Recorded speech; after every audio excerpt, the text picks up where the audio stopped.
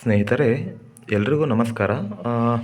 ಹೊಸ YouTube channel educator ಅನ್ನುವಂತಹ ಚಾನಲ್ಗೆ ಇನ್ನು ಯಾರು ಸಬ್ಸ್ಕ್ರೈಬ್ ಆಗಿಲ್ವೋ ಸಬ್ಸ್ಕ್ರೈಬ್ ಆಗಿ ಮತ್ತು ಬೆಲ್ ಐಕನ್ನ ಪ್ರೆಸ್ ಮಾಡಿ. ಸೊ ಇದರಿಂದ ನಾನು ನೀಡುವಂತಹ ಮಾಹಿತಿ, ಉಪಯುಕ್ತವಾದ ಮಾಹಿತಿ ನಿಮಗೆ ನೋಟಿಫಿಕೇಷನ್ ಬರೋದರ ಮೂಲಕ ತಲುಪುತ್ತೆ ಅಂತ ಹೇಳ್ತಾ ಇದ್ದೀನಿ. ಓಕೆನಾ? ಓಕೆ, ಈ ದಿನದ ಮೊದಲ ಪಾಠ ಏನು ಅಂತ ಹೇಳಿದ್ರೆ, ಗಣಿತದ ಮೂಲ ಪರಿಕಲ್ಪನೆಗಳ ಬಗ್ಗೆ ನಾವು ತಿಳ್ಕೋಬೇಕಾಗುತ್ತೆ. ಮೂಲ ಪರಿಕಲ್ಪನೆಗಳು ಪ್ರಾರಂಭವಾಗೋದೇ ಸಂಖ್ಯೆಗಳ ಮೂಲಕ. ಹಾಗಾದರೆ ಸಂಖ್ಯೆಗಳಲ್ಲಿ ಎಷ್ಟು ವಿಧಗಳಿದ್ದಾವೆ ಅನ್ನೋದ್ರ ಬಗ್ಗೆ ನಮಗೆ ತಿಳಿದಿರಬೇಕಾಗಿರುತ್ತೆ. ಸಂಖ್ಯೆಗಳ ವಿಧಗಳು. ಆ ಸಂಖ್ಯೆಗಳ ವಿಧಗಳಲ್ಲಿ ಒಟ್ಟಾರೆಯಾಗಿ 7ರಿಂದ 8 ವಿಧಗಳನ್ನು ನಾವು ಕಾಣಬಹುದು. ಅದರಲ್ಲಿ ಮೊದಲನೆಯದು ಸ್ವಾಭಾವಿಕ ಸಂಖ್ಯೆಗಳು. ಸ್ವಾಭಾವಿಕ ಸಂಖ್ಯೆಗಳು ಎಂದರೇನು ಅಂತ ತಿಳ್ಕೋಬೇಕು. ಸ್ವಾಭಾವಿಕ ಸಂಖ್ಯೆಗಳು ಎಂದರೆ ಆ ಸಂಖ್ಯೆಗಳು ಪ್ರಾರಂಭವಾಗುವುದು 1ರಿಂದ ಪ್ರಾರಂಭವಾಗುತ್ತೆ. ಸ್ವಾಭಾವಿಕ ಸಂಖ್ಯೆಗಳಲ್ಲಿ ಪ್ರಾರಂಭದ ಸಂಖ್ಯೆ ಅಥವಾ ಮೊದಲ ಸಂಖ್ಯೆ 1. ಈ 1ರಿಂದ ಪ್ರಾರಂಭವಾಗಿ ಇನ್ಫೈನೈಟ್ ಅಂದರೆ ಅಪರಿಮಿತ ಸಂಖ್ಯೆಗಳವರೆಗೆ ಮುಂದುವರಿಯುವಂತಹ ಸಂಖ್ಯಾ ಗುಂಪಿಗೆ ನಾವು ಸ್ವಾಭಾವಿಕ ಸಂಖ್ಯೆಗಳು ಅಂತ ಕರಿತೇವೆ. ಸ್ವಾಭಾವಿಕ ಸಂಖ್ಯೆಗಳಲ್ಲಿ ಹಾಗಾದರೆ ಮೊದಲನೇ ಸಂಖ್ಯೆ ಯಾವುದು ಅಂತ ಹೇಳಿದ್ರೆ 1. ಎರಡನೆಯದು ಪೂರ್ಣ ಸಂಖ್ಯೆಗಳು.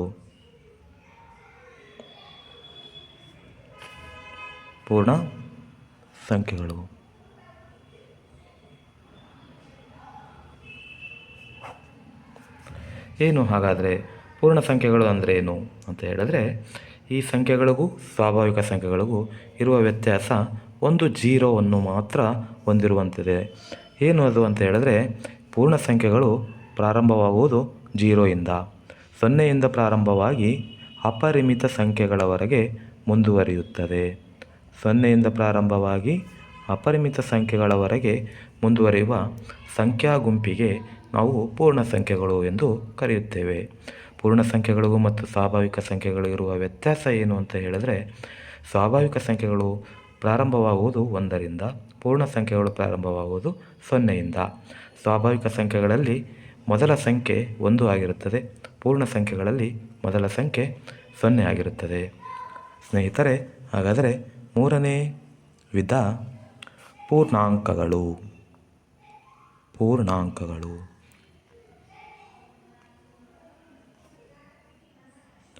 ಪೂರ್ಣಾಂಕಗಳು ಇಂಟೀಜರ್ಸ್ ಅಂತ ಕರಿತೇವೆ. ಪೂರ್ಣಾಂಕಗಳು ಅಂತ ಹೇಳಿದ್ರೆ ಏನು ಅಂತ ಈಗ ನೋಡೋಣ.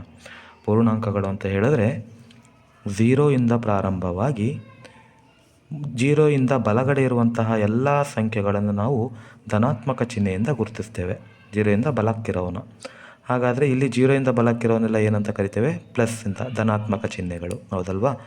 +1, +2, +3, +4 ಈ ರೀತಿ ಎಲ್ಲಿವರೆಗೂ? +∞ವರೆಗೂ, ಪ್ಲಸ್ ಅಪರಿಮಿತದವರೆಗೂ, ಅಂದರೆ ಎಣ್ಸೋಕ್ಕಾಗದೇ ಇರೋಷ್ಟು ಸಂಖ್ಯೆಗಳು. ಅದೇ ರೀತಿ 0ಯಿಂದ ಹಿಂದುಗಡೆ ಅಂದರೆ 0ಯಿಂದ ಎಡಗಡೆ ಯಾವಾಗಲೂ ಮೈನಸ್ ಸಂಖ್ಯೆಗಳನ್ನು ಹೊಂದಿರುತ್ತೆ, ಅಂದರೆ ಋಣಾತ್ಮಕ ಸಂಖ್ಯೆಗಳು. -1, -2, -3 ಇದೇ ರೀತಿ ಅಪರಿಮಿತ ಸಂಖ್ಯೆಗಳವರೆಗಿರುವಂತಹ ಒಟ್ಟಾರೆ ಗುಂಪಿಗೆ ನಾವು ಪೂರ್ಣಾಂಕಗಳು ಅಂತ ಕರಿತೇವೆ. ಪೂರ್ಣಾಂಕಗಳು ಅಂದರೆ ಅದರಲ್ಲಿ 0ವನ್ನು ಸೇರಿಸ್ಕೊಂಡು, 0ವನ್ನು ಇನ್ಕ್ಲೂಡ್ ಆಗಿರುತ್ತೆ, 0 ಕೂಡ ಇರುತ್ತೆ ಆ ಒಂದು ಗುಂಪಿನಲ್ಲಿ. 0ವನ್ನು ಸೇರಿಸ್ಕೊಂಡು ಧನಾತ್ಮಕ ಸಂಖ್ಯೆಗಳು ಮತ್ತು ಋಣಾತ್ಮಕ ಸಂಖ್ಯೆಗಳ ಒಟ್ಟಾರೆ ಗುಂಪಿಗೆ ನಾವು ಪೂರ್ಣಾಂಕಗಳು ಅಂತ ಕರಿತೇವೆ. ಹಾಗಾದರೆ ಇಲ್ಲಿ 0 ಮುಂದುಗಡೆ ಧನಾತ್ಮಕ ಚಿಹ್ನೆಗಳನ್ನು ನಾವು ಬರೀಲಿಲ್ಲ. 0, 1, 2, 3, 4 ಅಂತ ಬರೆದ್ವಿ. ಯಾಕೆ ಅಂತ ಹೇಳಿದ್ರೆ, ನಾವು ಏನೂ ಚಿಹ್ನೆಗಳನ್ನು ಬರೆದಿಲ್ಲ ಅಂದರೆ ಅಲ್ಲಿ ಪ್ಲಸ್ ಇರುತ್ತೆ ಅಂತಲೇ ಅರ್ಥ. ಏನೂ ಚಿಹ್ನೆ ಬರೆದಿಲ್ಲ ಅಂದರೆ ಅಲ್ಲಿ ಪ್ಲಸ್ ಇರುತ್ತೆ ಅಂತಲೇ ಅರ್ಥ. ಆದರೆ ಇಲ್ಲಿ 0ಯಿಂದ ಬಲಗಡೆ ಇರುವಂಥ ಸಂಖ್ಯೆಗಳು ಮಾತ್ರ ಇರೋದರಿಂದ ನಾನು ಪ್ಲಸ್ ಬರೀಲಿಲ್ಲ. ಆದರೆ ಇಲ್ಲಿ ನೋಡಿ, 0ಯಿಂದ ಬಲಗಡೆ ಇರೋ ಅಂದರೆ ಧನಾತ್ಮಕ ಸಂಖ್ಯೆಗಳಿವೆ, 0ಯಿಂದ ಎಡಗಡೆ ಇರುವಂತಹ ಋಣಾತ್ಮಕ ಸಂಖ್ಯೆಗಳಿವೆ. ಹಾಗಾದರೆ 0ವನ್ನು ಸೇರಿಸಿಕೊಂಡು ಧನಾತ್ಮಕ ಸಂಖ್ಯೆ ಮತ್ತು ಋಣಾತ್ಮಕ ಸಂಖ್ಯೆಗಳ ಒಟ್ಟಾರೆ ಗುಂಪಿಗೆ ನಾವೇನಂತ ಕರಿತೀವಿ ಅಂತ ಹೇಳಿದ್ರೆ ಪೂರ್ಣಾಂಕಗಳು ಅಂತ ಕರಿತೇವೆ.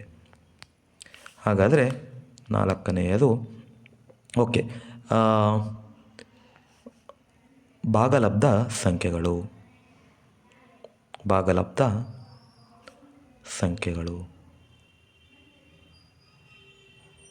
ಭಾಗಲಬ್ಧ ಸಂಖ್ಯೆಗಳು ಏನು ಭಾಗಲಬ್ಧ ಸಂಖ್ಯೆಗಳೆಂದರೆ ಅಂತ ನೋಡೋಣ. ನಿಮಗೆಲ್ಲರಿಗೂ ಗೊತ್ತಿರ್ಬೋದು, ಭಾಗಲಬ್ಧ ಸಂಖ್ಯೆಗಳೆಂದರೆ ಅಂಶ ಮತ್ತು ಛೇದದ ರೂಪದಲ್ಲಿರುವಂತಹ ಸಂಖ್ಯೆಗಳು. ನೋಡೋಣ ಅವು ಯಾವ ರೀತಿಯ ಸಂಖ್ಯೆಗಳಂತ ಹೇಳಿದ್ರೆ 5/2, 3/2, 7/5 ಈ ರೀತಿ ಅಂಶ ಮತ್ತು ಛೇದದ ರೂಪದಲ್ಲಿರುವಂತಹ ಸಂಖ್ಯೆಗಳಿಗೆ ನಾವು ಭಾಗಲಬ್ಧ ಸಂಖ್ಯೆಗಳು ಎಂದು ಕರೆಯುತ್ತೇವೆ. 6/3, 5/3 ಈ ರೀತಿ. ಛೇದಗಳು ಸಮ ಇರಬೇಕಂತ ಏನಿಲ್ಲ, ಅಂಶಗಳು ಸಮ ಇರಬೇಕಂತ ಏನಿಲ್ಲ. ಅಂಶಗಳು ಯಾವುದಾದ್ರೂ ಇರಲಿ, ಛೇದಗಳು ಯಾವುದಾದ್ರೂ ಇರಲಿ, ಜೊತೆಗೆ ಅದು ಮೈನಸ್ ಆದರೂ ಆಗಿರ್ಬೋದು. ಋಣಾತ್ಮಕ ಸಂಖ್ಯೆಗಳನ್ನು ಕೂಡ ನಾವು ತೆಗೆದುಕೊಳ್ಬೋದು. ಋಣಾತ್ಮಕ ಸಂಖ್ಯೆ ಬೇಕಾದಿರ್ಬೋದು, ಧನಾತ್ಮಕ ಸಂಖ್ಯೆಗಳಾದರೂ ಇರ್ಬೋದು, ಜೊತೆಗೆ ಅಂಶದಲ್ಲಿ ಯಾವ ಸಂಖ್ಯೆ ಬೇಕಾದರೂ ಇರ್ಬೋದು, ಛೇದದಲ್ಲೂ ಕೂಡ ಯಾವ ಸಂಖ್ಯೆ ಬೇಕಾದರೂ ಇರ್ಬೋದು. ಆದರೆ ಮುಖ್ಯವಾಗಿ ಒಂದು ಕಂಡೀಷನ್ ಇದೆ. ಆ ಕಂಡೀಷನ್ ಏನು ಅಂತ ಹೇಳಿದ್ರೆ, ಈ ರೀತಿ ಬರೆದಾಗ ಇದರ ಅರ್ಥ ಏನು ಅಂತ ಹೇಳಿದ್ರೆ 5ಅನ್ನು 2ರಿಂದ ಭಾಗಿಸಬೇಕು ಅಂತ ಅರ್ಥ. ನಿಮಗೆಲ್ಲರಿಗೂ ಗೊತ್ತಿದೆ, 5ಅನ್ನು 2ರಿಂದ ಭಾಗಿಸಬೇಕು ಅಂತ ಹೇಳ್ತೀವಿ. ಹಾಗಾದರೆ 5ಅನ್ನು 2ರಿಂದ ಭಾಗಿಸೋಣ ಅಲ್ವಾ? ಎಸ್, 2 ಒಂದಲೇ ತೊಗೊಳಕ್ಕೆ ಬರೋದಿಲ್ಲ. ಹಾಗಾಗಿ 2 2 4, 5 4 ಹೋದರೆ 1. ಈಗ ಇಲ್ಲೇನಿಲ್ಲ ಅಂದರೂ ಪಾಯಿಂಟ್ ಇರುತ್ತೆ, ಮುಂದೆ 0, ಪಕ್ಕದಲ್ಲಿರುವಂಥ 0ನ ಕೆಳಗಡೆ ಇಳಿಸ್ಕೊಂಡಾಗ ಇಲ್ಲಿ ಪಾಯಿಂಟ್ ಇಟ್ಟ ತಕ್ಷಣ ಇಲ್ಲೂ ಪಾಯಿಂಟ್ ಇಡಲೇಬೇಕು. ಸೊ 2 5 10, 10ರಲ್ಲಿ 10 ಹೋದರೆ 0. ಇಲ್ಲಿ ನಿಮ್ಮೆಲ್ಲರಿಗೂ ಕಾಣಿಸ್ತಾ ಇದೆ, ಇಲ್ಲಿಗೆ ನಮ್ಮ ಒಂದು ಭಾಗಲಬ್ಧ ಮುಕ್ತಾಯ ಆಯಿತು. ಮುಂದಕ್ಕೆ ಯಾವ ಸಂಖ್ಯೆಗಳು ಬರ್ತಾ ಇಲ್ಲ. ಮುಂದೆ ಯಾವ ಸಂಖ್ಯೆಗಳು ಬರ್ತಾ ಇಲ್ಲ ಅಂದರೆ ಕೊನೆಗೊಳ್ಳುವಂತಹ ಭಾಗಲಬ್ಧ ಸಂಖ್ಯೆ, ಕೊನೆಗೊಳ್ಳುವಂತಹ ಭಾಗಾಕಾರವನ್ನು ಹೊಂದಿರುವಂತಹ ಸಂಖ್ಯೆಗಳಿಗೆ ನಾವು ಭಾಗಲಬ್ಧ ಸಂಖ್ಯೆಗಳು ಅಂತ ಕರಿತೇವೆ. ಇದು ಮುಂದುವರಿತಿಲ್ಲ. ಇಲ್ಲಿಗೆ 2.5 ಬಂತು, ಮತ್ತೆ ಸ್ಟಾಪ್ ಆಯಿತು. ಇಲ್ಲಿ ಶೇಷ 0 ಬಂತು ಅಂತ ಹೇಳಿದ್ರೆ ಇದು ಮುಂದುವರಿಯೋದಿಲ್ಲ ಅಂತ ಅರ್ಥ. ಸೊ ಇದರಿಂದ ನಮಗೇನು ತಿಳಿತದೆ ಅಂತ ಹೇಳಿದ್ರೆ, ಈ ರೀತಿ ಕೊನೆಗೊಳ್ಳುವಂತಹ ಸಂಖ್ಯೆಗಳಿಗೆ ಭಾಗಾಕಾರ ಮಾಡಿದ ನಂತರ ಭಾಗಲಬ್ಧವು ಕೊನೆಗೊಳ್ಳುತ್ತಿದ್ದರೆ ಅಂತಹ ಸಂಖ್ಯೆಗಳಿಗೆ ಭಾಗಲಬ್ಧ ಸಂಖ್ಯೆಗಳು ಅಂತ ಕರಿತೀವಿ. ಭಾಗಾಕಾರ ಮಾಡಿದ ನಂತರ ಬರುವಂತಹ ಭಾಗಲಬ್ಧ ಕೊನೆಗೊಳ್ಳಬೇಕು. ಕೊನೆಗೊಳ್ಳುವಂತಿದ್ದರೆ ನಾವೇನಂತ ಕರಿತೇವೆ ಅಂತ ಹೇಳಿದ್ರೆ ಭಾಗಲಬ್ಧ ಸಂಖ್ಯೆಗಳು ಅಂತ ಕರಿತೇವೆ. ಅರ್ಥ ಆಯ್ತಲ್ವಾ? ಎಸ್. ಅದೇ ರೀತಿ ನೆಕ್ಸ್ಟು 3/2 ಅಂತ ನೋಡಿದ್ರು ಕೂಡ ಅದಾದರೂ ಅಷ್ಟೇ ನೋಡಿ, 2 1 2, 3ರಲ್ಲಿ 2 ಹೋದರೆ 1, ಮುಂದೆ ಏನಿಲ್ಲ ಅಂದರೂ ಪಾಯಿಂಟ್ ಮುಂದೆ 0 ಇರುತ್ತೆ. ಇಲ್ಲಿ ಪಾಯಿಂಟ್ ಇಟ್ಟ ತಕ್ಷಣ ಇಲ್ಲೂ ಪಾಯಿಂಟ್ ಇಡಬೇಕು. ಸೊ 0ವನ್ನು ನಾವು ಕೆಳಗಿಳಿಸ್ಕೊಂಡ್ರೆ 2 5 10 ನೋಡ್ಬೋದು ನೀವು, ಶೇಷ 0 ಆಗಿದೆ. ಶೇಷ 0 ಆಯಿತು ಅಂತ ಹೇಳಿದ್ರೆ ಅದರ ಅರ್ಥ ಈ ಬಂದಿರುವಂಥ ಭಾಗಲಬ್ಧ ಕೊನೆಗೊಂಡಿದೆ ಅಂತ ಹೇಳ್ಬೋದು ಅಲ್ವಾ? ನೆಕ್ಸ್ಟು 7/5 ನೋಡೋಣ. -7/5 ಓಕೆನಾ? ಇಲ್ಲಿ ಮೈನಸ್ ಋಣಾತ್ಮಕ ಚಿಹ್ನೆ ಇದೆ. ನಾವು ಭಾಗಾಕಾರ ಮಾಡುವಾಗ ಋಣಾತ್ಮಕ ಚಿಹ್ನೆ ನಾವು ಈ ಸದ್ಯಕ್ಕೆ ನಾವೇನು ಮಾಡೋಣ, ಅದನ್ನು ನೆಗ್ಲೆಕ್ಟ್ ಮಾಡೋಣ. 7 ಇದೆ ಅಂತ ತಿಳ್ಕೊಳ್ಳೋಣ. ಓಕೆನಾ? 5 1 5, 7ರಲ್ಲಿ 5 ಹೋದರೆ ಇದು ಪ್ಲಸ್ ಅಂತಲೇ ತಿಳ್ಕೊಳ್ಳೋಣ ಅಂತ ಹೇಳಿದ್ದೀನಿ ನಾನು, ನೆಗ್ಲೆಕ್ಟ್ ಮಾಡೋಣ ಅಂತ ಹೇಳಿದ್ದೀನಿ ಅಲ್ವಾ? ಓಕೆ, 7/5 ಅಷ್ಟೇ ಇದೆ ಅಂತ ತಿಳ್ಕೊಳ್ಳಿ. 7 1 7, ಸರಿ 5 1 5, 7ರಲ್ಲಿ 5 ಹೋದರೆ 2. ಇಲ್ಲಿ ಪಾಯಿಂಟ್ ಇಟ್ಕೊಳ್ಳೋಣ. ಇಲ್ಲಿ ಪಾಯಿಂಟ್ ಇಟ್ಟ ತಕ್ಷಣ ಇಲ್ಲೂ ಪಾಯಿಂಟ್ ಇಡಬೇಕು. ಸೊ ಮುಂದ್ಗಡೆ ಏನಿರುತ್ತೆ 0 ಇರುತ್ತೆ. ಆ 0ನ ನಾನು ಕೆಳಗೆ ಇಳಿಸ್ಕೊಂಡ್ರೆ 5 4 20, 20ರಲ್ಲಿ 20 ಹೋದರೆ 0. ಇದರ ಅರ್ಥ ಏನು? ಶೇಷ 0 ಬಂತು. ಹಾಗಾದರೆ ಮುಂದುವರಿಯೋದಿಲ್ಲ, ಭಾಗಲಬ್ಧ ಅಲ್ಲಿಗೆ ನಿಂತ್ಕೊಳ್ಳುತ್ತೆ ಅಂತ. ಈ ರೀತಿಯ ಸಂಖ್ಯೆಗಳಿಗೆ ಭಾಗಲಬ್ಧ ಸಂಖ್ಯೆಗಳು ಅಂತ ಕರಿತೇವೆ. ಅರ್ಥ ಆಯ್ತಲ್ವಾ? ಸೊ ಸ್ನೇಹಿತರೆ, ನಾನು ಆಲ್ರೆಡಿ ಹೇಳಿದ ಹಾಗೆ ಭಾಗಲಬ್ಧ ಸಂಖ್ಯೆಗಳು ಭಾಗಾಕಾರದ ನಂತರ ಬರುವಂತಹ ಭಾಗಲಬ್ಧವು ಕೊನೆಗೊಳ್ಳುವಂತಿದ್ದರೆ ಮಾತ್ರ ಅವುಗಳನ್ನು ನಾವು ಭಾಗಲಬ್ಧ ಸಂಖ್ಯೆಗಳು ಅಂತ ಕರಿತೀವಿ ಅಂತ ಹೇಳಿದ್ದೇನೆ. ಅದೇ ರೀತಿ ಇನ್ನೊಂದು ಕಂಡೀಷನ್ ಇದೆ. ಆ ಕಂಡೀಷನ್ ಏನು ಅಂತ ಹೇಳಿದ್ರೆ, ಭಾಗಲಬ್ಧ ಸಂಖ್ಯೆಗಳು ಭಾಗಾಕಾರದ ನಂತರ ಕೊನೆಗೊಳ್ಳದಿದ್ದರೂ ಸಹ ಬರುವಂತಹ ಭಾಗಲಬ್ಧವು ಪುನರಾವರ್ತನೆ ಆಗುತ್ತಿರಬೇಕು. ಹೇಗೆ? ಈಗ ಇನ್ನೊಂದು ಭಾಗಲಬ್ಧ ಸಂಖ್ಯೆಯನ್ನು ನಾನು ತೆಗೆದುಕೊಳ್ತಿದ್ದೇನೆ, 16/11 ಅನ್ನುವಂತಹ ಭಾಗಲಬ್ಧ ಸಂಖ್ಯೆ. ಇದನ್ನು ನಾನು ಭಾಗಾಕಾರ ಮಾಡ್ತಾ ಇದ್ದೇನೆ. ಒಂದಲೇ 11 ತೆಗೆದುಕೊಂಡಾಗ 6ರಲ್ಲಿ 1 ಹೋದರೆ 5, 1ರಲ್ಲಿ 1 ಹೋದರೆ 0 ಬರ್ತಾಯಿದೆ, ಹೌದಲ್ವಾ? ಆಗ ನಾನು ಮತ್ತೆ ಏನು ಮಾಡ್ತೀನಿ, 11 ಮಗ್ಗಿಲಿ 5 ಬರ್ತಾ ಇಲ್ಲ. ಆಗ ನಾವೇನು ಮಾಡಬೇಕು, ಪಾಯಿಂಟ್ ಇಡ್ತಾ ಹೋಗಬೇಕು. ಇಲ್ಲಿ ಪಾಯಿಂಟ್ ಇಟ್ವಿ ಅಂದ ತಕ್ಷಣ ಇಲ್ಲೂ ಪಾಯಿಂಟ್ ಇಡ್ತೇವೆ. ಮುಂದೆ ಸಾಕಷ್ಟು ಜೀರೋಗಳು, ಬೇಕಾದಷ್ಟು ಜೀರೋಗಳು ಇರ್ತವೆ. 16 ಆದಮೇಲೆ ಮುಂದೆ ಬಿಂದು ಇಟ್ಟ ನಂತರ ಬೇಕಾದಷ್ಟು ಜೀರೋ ಹಾಕಿದರೂ ಕೂಡ ಅದರ ಬೆಲೆ ಏನು ಚೇಂಜ್ ಆಗೋದಿಲ್ಲ, ಬದಲಾವಣೆ ಆಗೋದಿಲ್ಲ. ಹಾಗಾದರೆ ಮುಂದಿನ ಒಂದು 0ಯನ್ನು ನಾನು ಕೆಳಗಡೆ ತೆಗೆದುಕೊಳ್ತಾ ಇದ್ದೇನೆ. 50 ಆಯಿತು. ಹಾಗಾದರೆ 11ರ ಮಗ್ಗಿಯಲ್ಲಿ ನಾವು 50ನ್ನು ಎಲ್ಲಿ ತಗೋಬೋದು ಅಂತ ಹೇಳಿದ್ರೆ 11 4ಲೇ ತಗೋಬೇಕಾಗುತ್ತೆ. ಆದರೆ 11 5ಲೇ ತೊಗೊಂಡ್ರೆ 55 ಆಗುತ್ತೆ. ಹಾಗಾಗಿ 11 4 44. ಈಗ 0ಅಲ್ಲಿ 4 ಹೋಗಲ್ಲ, ಈ ಕಡೆ ಕರ್ಕೋಬೇಕು. 10ರಲ್ಲಿ 4 ಹೋದರೆ 6, ಇಲ್ಲಿ 4 ಉಳಿತು, 4ರಲ್ಲಿ 4 ಹೋದರೆ 0, ಮತ್ತೆ 6 ಉಳಿತು. ಆದರೆ 11ರಲ್ಲಿ 6 ಬರೋದಿಲ್ಲ. ಅಗೈನ್ ಮತ್ತೆ ಮುಂದೆ ಬೇಕಾದ ಜೀರೋಗಳಿದ್ದಾವೆ, ಆ ಜೀರೋವನ್ನು ನಾನು ಇಳಿಸ್ಕೊಂಡ್ರೆ ಈಗ 11 5ಲೇ ಬರುತ್ತೆ. 11 5ಲೇ 55. 10ರಲ್ಲಿ 5 ಹೋದರೆ 5, 5ರಲ್ಲಿ 5 ಹೋದರೆ 0, ಹೀಗೆ ಬಂತು. ಅಗೈನ್ ನಾನು ಏನು ಮಾಡ್ತಾಯಿದ್ದೇನೆ, ಮತ್ತೆ ಒಂದು 0ವನ್ನು ಕೆಳಗಡೆ ತೊಗೊತಾ ಇದ್ದೇನೆ. ಮತ್ತೆ 50 ಆಯಿತು. ನಾವು ಆಲ್ರೆಡಿ ಮೇಲೆ ನೋಡಿದ್ದೀವಿ, 50 ಇದ್ದಾಗ 4ಲೇ ತೊಗೊಂಡಿದ್ದೀವಿ. 11 4ಲೇ 44. ಮತ್ತೆ 10ರಲ್ಲಿ 4 ಹೋದರೆ 6, 4ರಲ್ಲಿ 4 ಹೋದರೆ 0, ಮತ್ತೆ 6 ಬಂತು. ಮತ್ತೆ ಒಂದು 0ವನ್ನು ನಾನು ಕೆಳಗಡೆ ಇಳಿಸ್ಕೊಂಡೆ ಅಂತ ಹೇಳಿದ್ರೆ ಮತ್ತೆ 60 ಆಯಿತು. ಮತ್ತೆ ಏನಾಗುತ್ತೆ, 11 5ಲೇ 55. ಮತ್ತು 10ರಲ್ಲಿ 5 ಹೋದರೆ 5, 5ರಲ್ಲಿ 5 ಹೋದರೆ 0, ಮತ್ತೆ 5 ಉಳಿತು. ಮತ್ತೆ ಮೇಲೆ ಇರೋ 0ನ ನಾನು ಕೆಳಗಡೆ ತೊಗೊಂಬಂದೆ ಅಂತ ಹೇಳಿದ್ರು 50 ಆಯಿತು. ಮತ್ತು 11 4ಲೇ 44ನ ತೊಗೋತಿದ್ದೀವಿ. ಮತ್ತೆ ಇಲ್ಲಿ ಏನಾಯಿತು, 6 ಉಳಿತು. ಮತ್ತೆ ಮೇಲೆ ಒಂದು 0ನ ತೆಗೆದುಕೊಂಡು ಬಂದರೆ 60 ಆಯಿತು. ಮತ್ತು 11 5ಲೇ 55.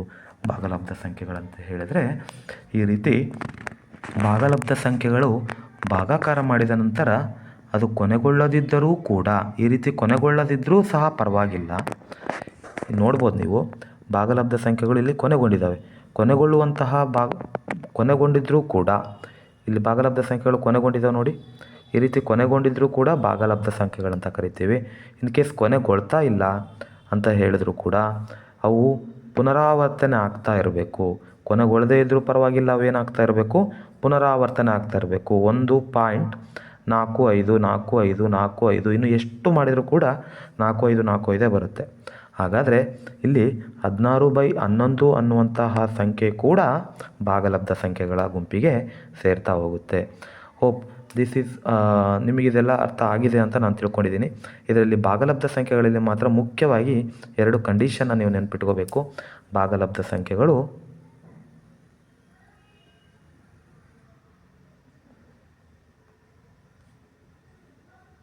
ಭಾಗಲಬ್ಧ ಸಂಖ್ಯೆಗಳ ಭಾಗಲಬ್ಧ ಕೊನೆಗೊಳ್ಳುತ್ತಿರಬೇಕು ಅಥವಾ ಕೊನೆಗೊಳ್ಳಬೇಕು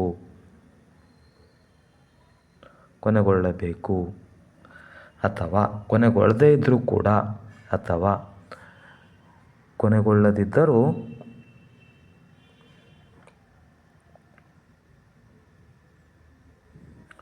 ಭಾಗಲಬ್ಧವು ಪುನರಾವರ್ತನೆ ಆಗುತ್ತಿರಬೇಕು.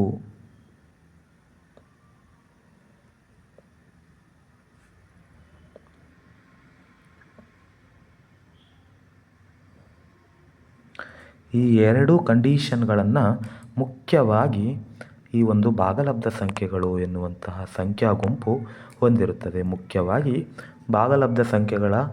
ಭಾಗಲಬ್ಧ ಕೊನೆಗೊಳ್ತಾ ಇರಬೇಕು. ಈ ರೀತಿ ಕೊನೆಗೊಳ್ತಾ ಇರಬೇಕು. ಅಂತಹ ಸಂಖ್ಯೆಗಳಿಗೆ ನಾವು ಭಾಗಲಬ್ಧ ಸಂಖ್ಯೆಗಳು ಅಂತ ಹೇಳ್ತೀವಿ.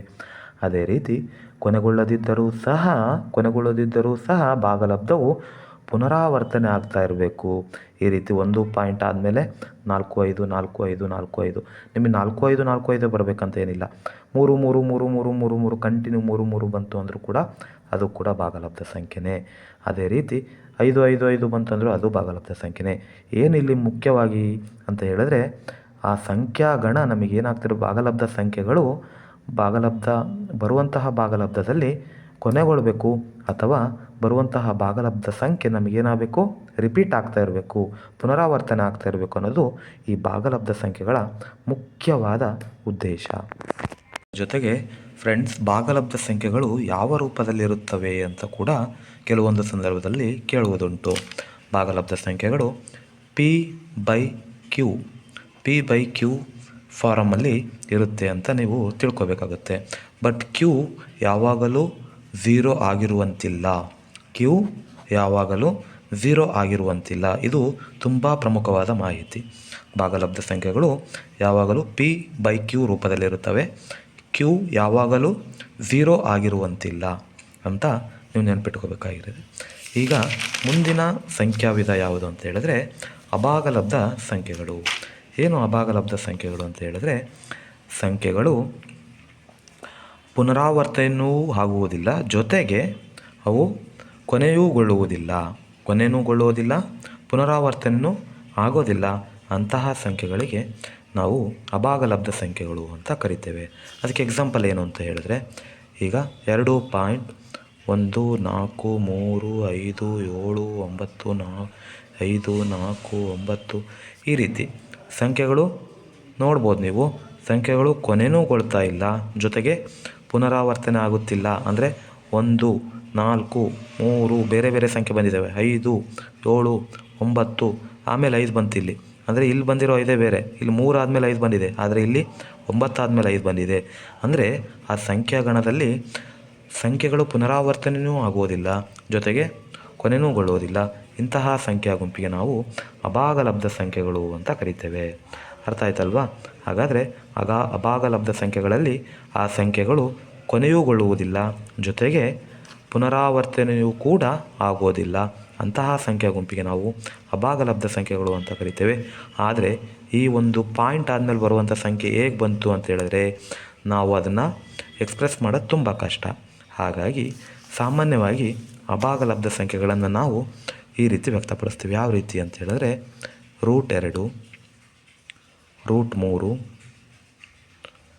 √5, √7, √11 ಈ ರೀತಿ. ಅಂದರೆ ರೂಟ್ ಇರುವಂತಹ ಸಂಖ್ಯೆಗಳು, ಈ ರೀತಿ ಸ್ಕ್ವಯರ್ ರೂಟ್ ಇರುವಂತಹ ಸಂಖ್ಯೆಗಳು. ಆದರೆ ಆ ಸ್ಕ್ವಯರ್ ರೂಟ್ ಇರುವಂತಹ ಸಂಖ್ಯೆಗಳನ್ನು ನಾವು ಅದರ ವರ್ಗ ಇರುವಂಥ ಸಂಖ್ಯೆಗಳನ್ನು ಬರೀಬಾರ್ದು. ಇಲ್ಲಿ ನೋಡಿ, √4 ಅಂತ ನಾನು ಯಾಕೆ ಬರೀಲಿಲ್ಲ ಅಂತ ಹೇಳಿದ್ರೆ, √4ಕ್ಕೆ ಒಂದು ಬೆಲೆ ಇದೆ.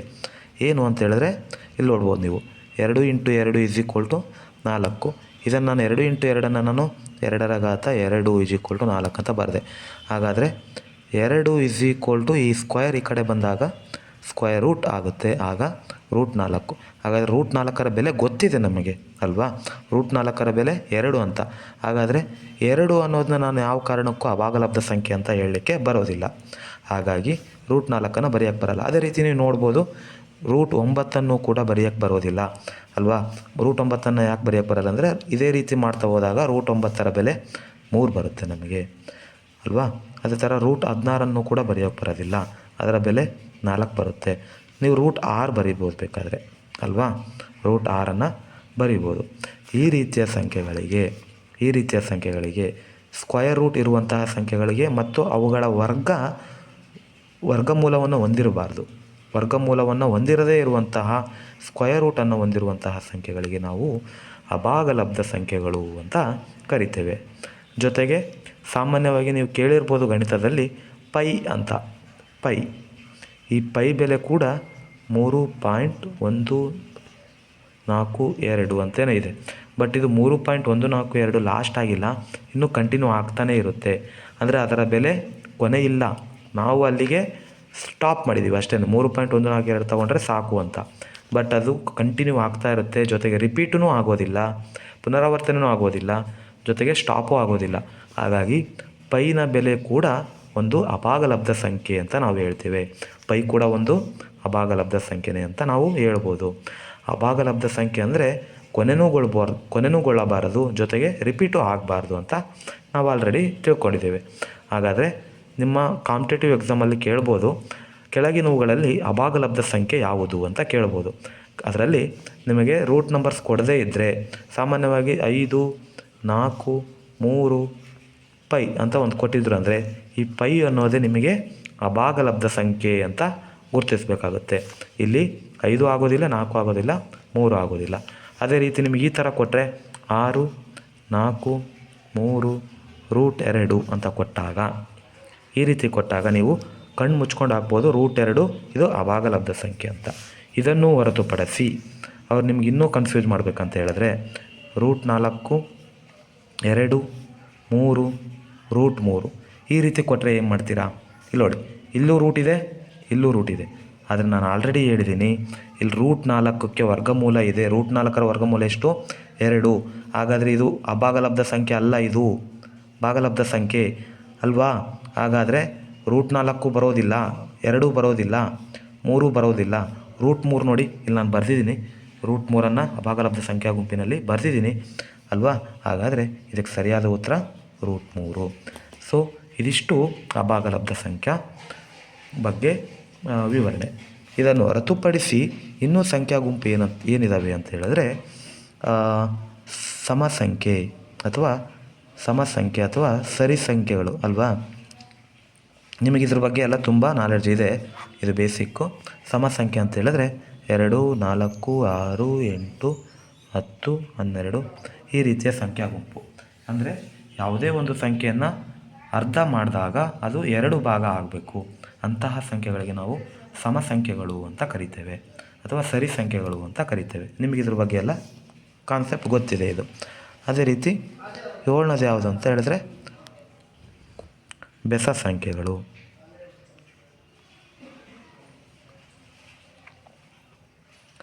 ಬೆಸ ಸಂಖ್ಯೆಗಳು ಅಂದರೆ ನಿಮಗೆ ಗೊತ್ತಿದೆ, 1, 3, 5, 7, 11, 13 ಇದೇ ರೀತಿ 1, 3, 5, 7, 9, 9 1, 3, 5, 7, 9, 11, 13, 15, 17 ಇದೇ ರೀತಿಯ ಸಂಖ್ಯೆಗಳು ಮುಂದೆ ಹೊರಿತಾ ಹೋಗ್ತವೆ. ಈ ರೀತಿಯ ಸಂಖ್ಯೆಗಳು ನಮಗೆ ಆಲ್ರೆಡಿ ಗೊತ್ತಿದೆ, ಬೆಸ ಸಂಖ್ಯೆಗಳ ಗುಂಪು ಅಂತ ಅಲ್ವಾ? ಇದಿಷ್ಟು ಇವತ್ತಿಗೆ ಸಾಕು. ಮುಂದಿನ ತರಗತಿಯಲ್ಲಿ ಇನ್ನೂ 2 ಸಂಖ್ಯಾ ಗುಂಪಿದ್ದಾವೆ. ಆ ಸಂಖ್ಯಾ ಗುಂಪಿನ ಬಗ್ಗೆ ಮುಂದಿನ ತರಗತಿಯಲ್ಲಿ ತಿಳ್ಕೊಳ್ಳೋಣ. ಇನ್ನು ಯಾರು ನಮ್ಮ ಚಾನಲ್ಗೆ ಸಬ್ಸ್ಕ್ರೈಬ್ ಆಗಿಲ್ವೋ ಸಬ್ಸ್ಕ್ರೈಬ್ ಆಗಿ ಬೆಲ್ ಐಕನ್ನ ಪ್ರೆಸ್ ಮಾಡಿ. ಇದೇ ರೀತಿ ನಮ್ಮ ಚಾನಲ್ಗೆ ಸಪೋರ್ಟ್ ಮಾಡ್ತಾಯಿರಿ. Thank you.